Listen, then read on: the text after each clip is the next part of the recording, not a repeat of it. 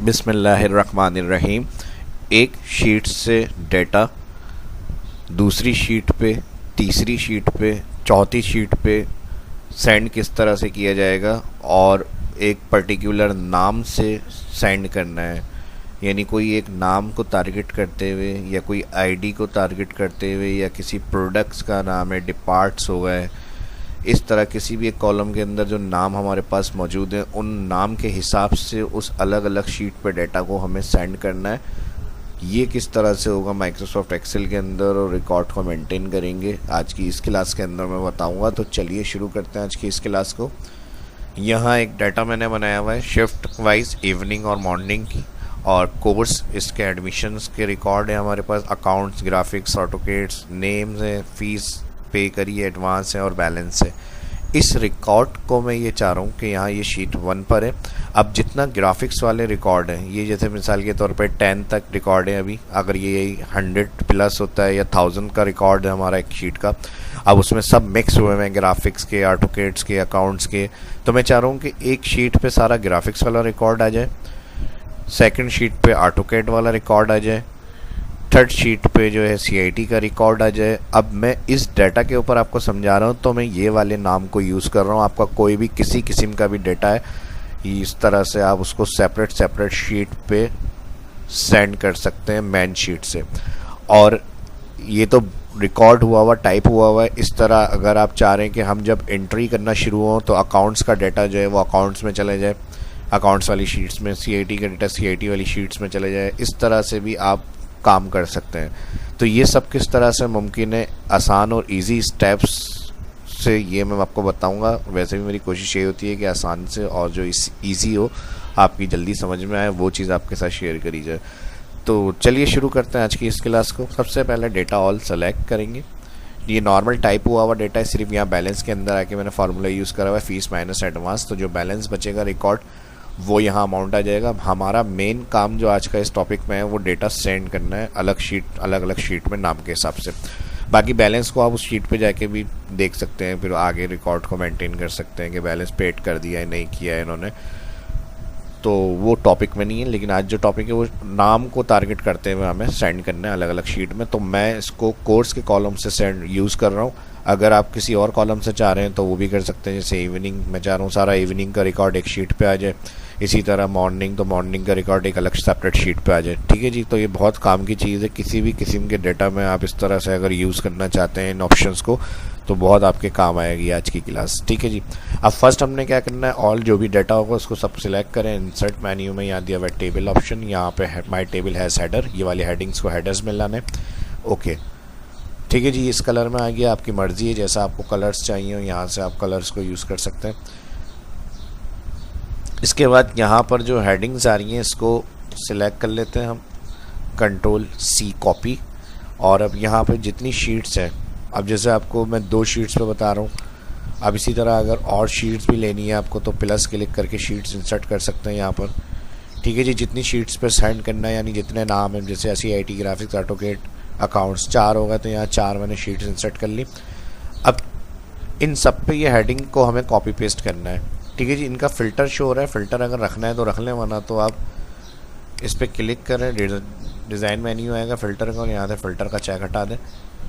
ठीक है जी। अब करना क्या है, यहाँ से इन हेडिंग को सिलेक्ट करेंगे, Ctrl+C कॉपी, और यहाँ से इन सब शीट्स के ऊपर हमें ये हेडिंग्स को पेस्ट करना है। तो शीट 2 से जहाँ तक शीट्स होंगी वहाँ तक शिफ्ट के साथ क्लिक, सारी शीट सिलेक्ट, और कहाँ पेस्ट करना है, एक किसी भी सेल में क्लिक करके Ctrl+V पेस्ट। सही है जी। तो ये जो होगा आपका हर शीट में पेस्ट हो जाएंगे। अब देखें शीट 2 आ गई है हेडिंग, शीट 3 आ गई है हेडिंग, शीट 4, इसका जूम बढ़ा लें,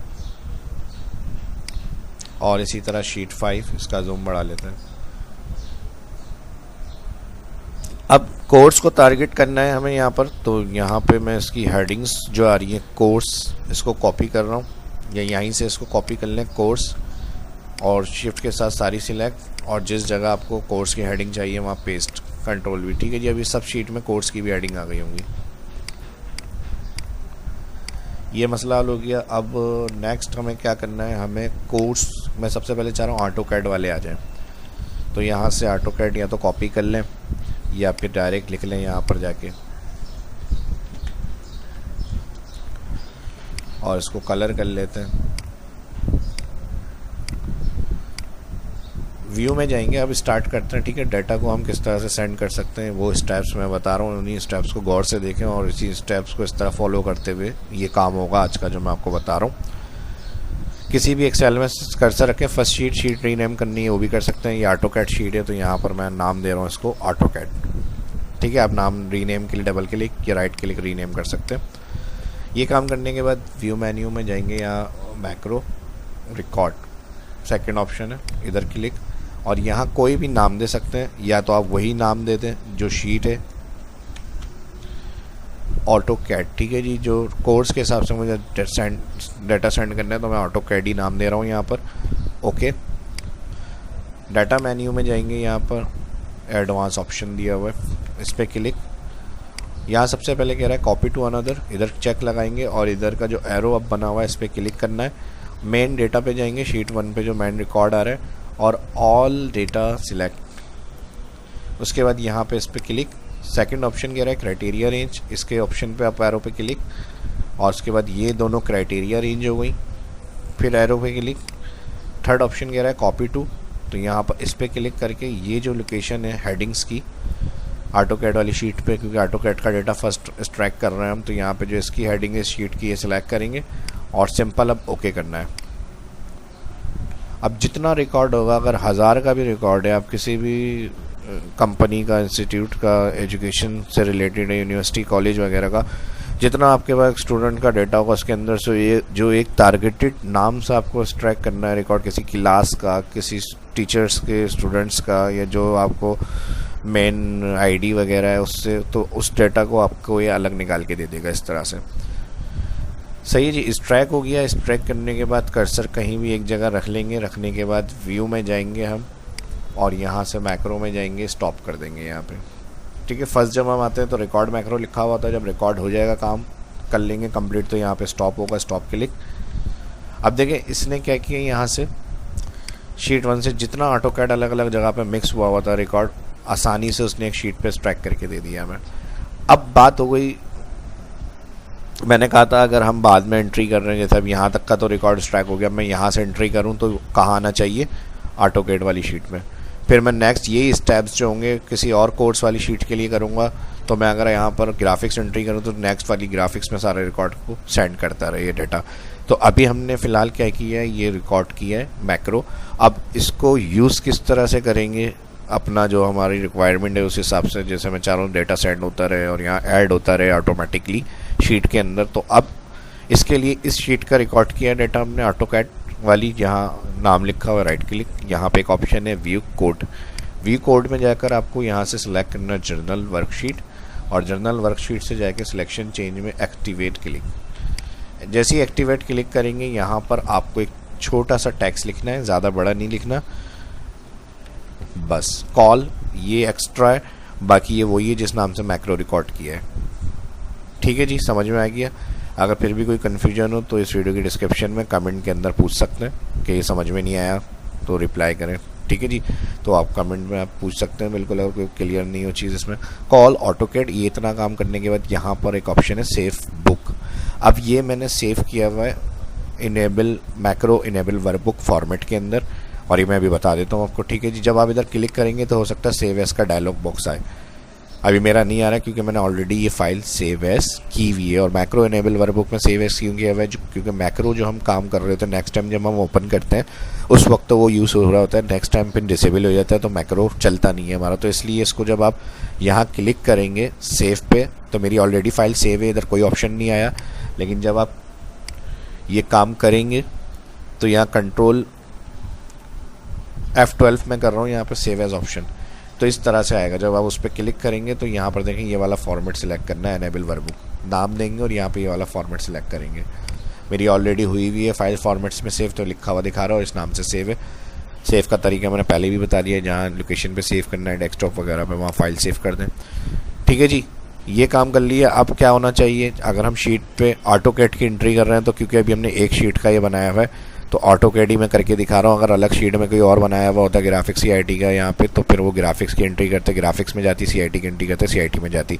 तो फिलहाल हम ऑटोकैड की एंट्री करते हैं। मॉर्निंग में एडमिशन हुआ ऑटोकैड का, मॉर्निंग में आ गए और ऑटोकैड आ गए और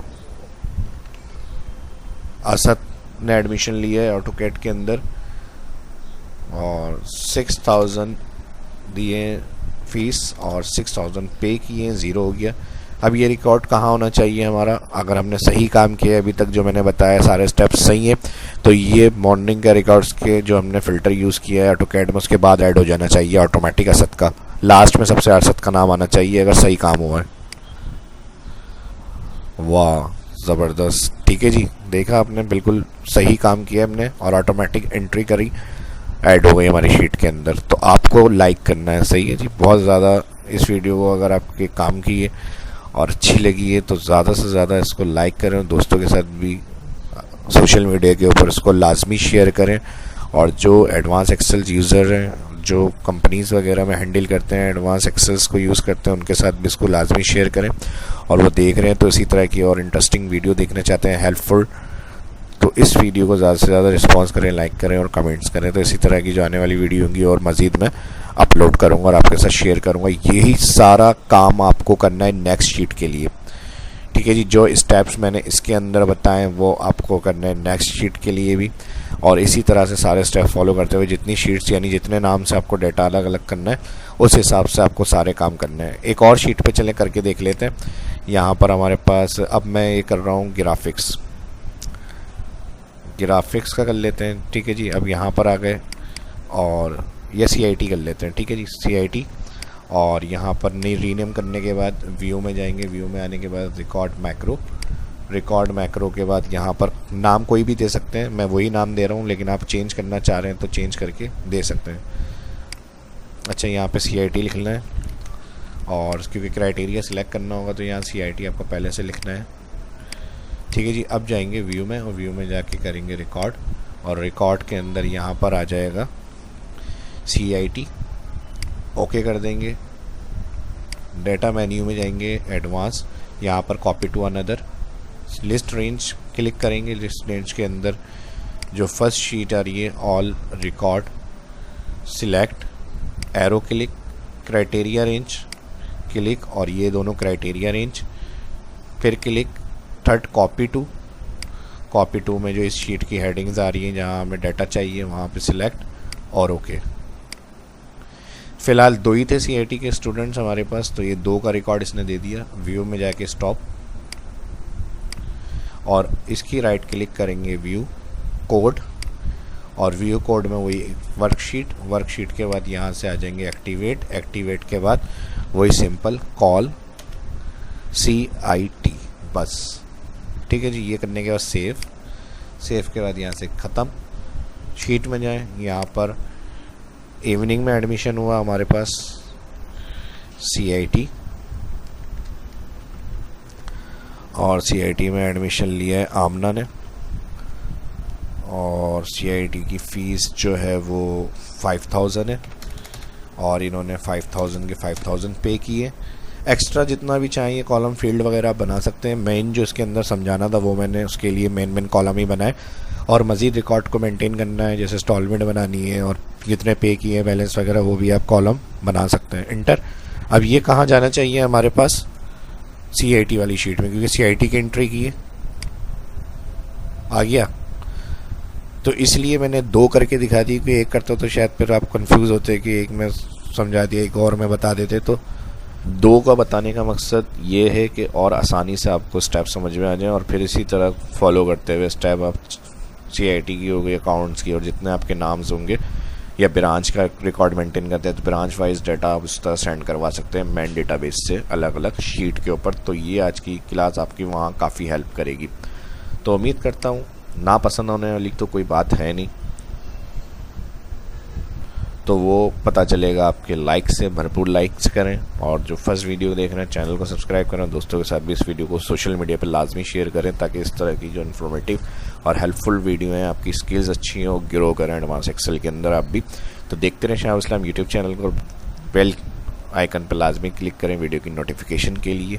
मिलते हैं नेक्स्ट वीडियो के अंदर, अपना ख्याल रखिएगा। शाह इस्लाम को इजाज़त दीजिए। कोई सजेशन कोई क्वेरी है तो इसके लिए भी कमेंट में ज़रूर बताएँ। अल्लाह हाफिज़।